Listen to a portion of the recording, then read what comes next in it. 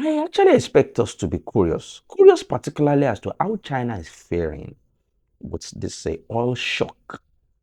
That is the consequence of the current Iran versus America war. We've talked about the consequences from the Israel-Lebanese front. We've talked about the consequences to the Iranians themselves. We've talked about the consequences to the Americans and the Europeans and other Asian tigers, Asian countries. But we have not talked about the consequences of this war, how exactly China is faring, especially because one of the major reasons ostensibly verbalized but not popularized that the US of A went for the jugular of Iran in this war is to cut so-called fossil fuel access to China.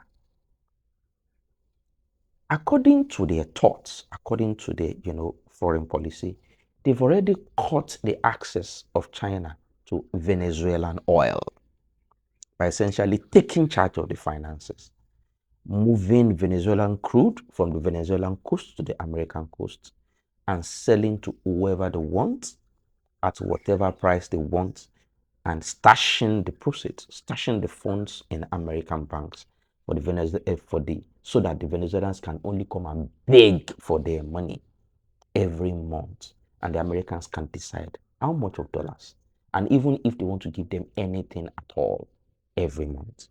So the Americans believe that they have cut off Chinese access to cheap, Venezuelan oil, of which the Chinese have actually done a $10 billion deal, a $10 billion development deal with the government of then President Nicolas Maduro, and they were essentially recouping their $10 billion little by little with a few millions of barrels of Venezuelan crude every month.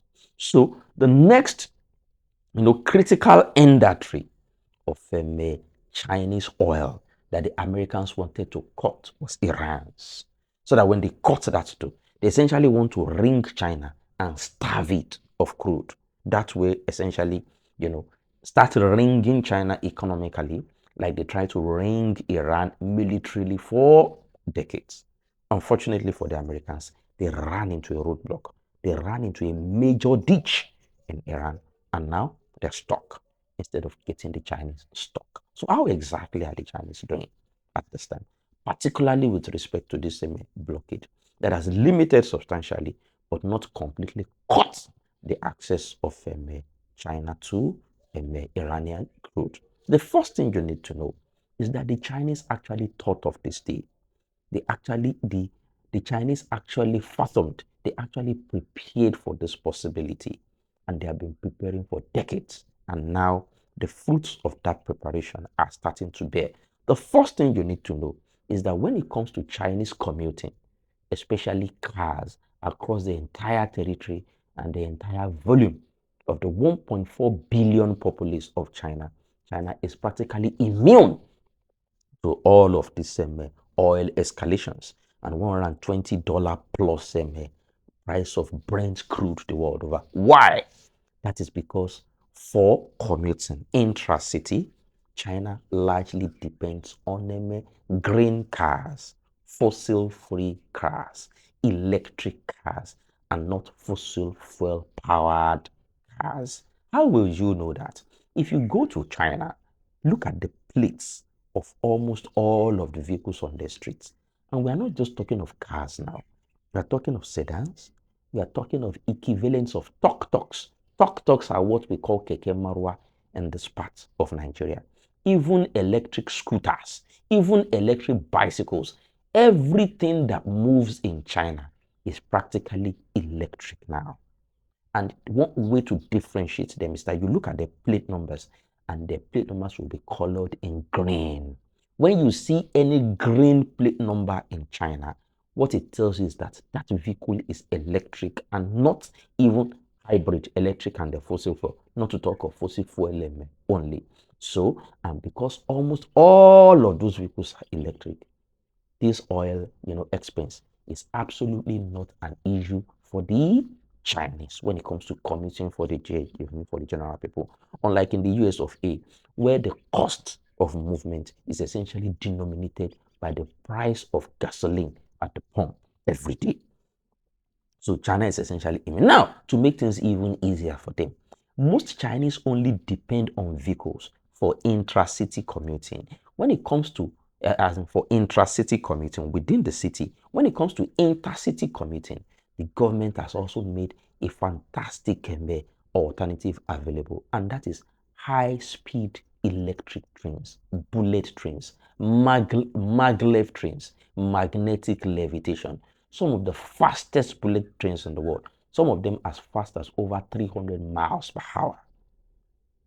So China has one of the most expansive and extensive electric chain, maglev train installations in the world.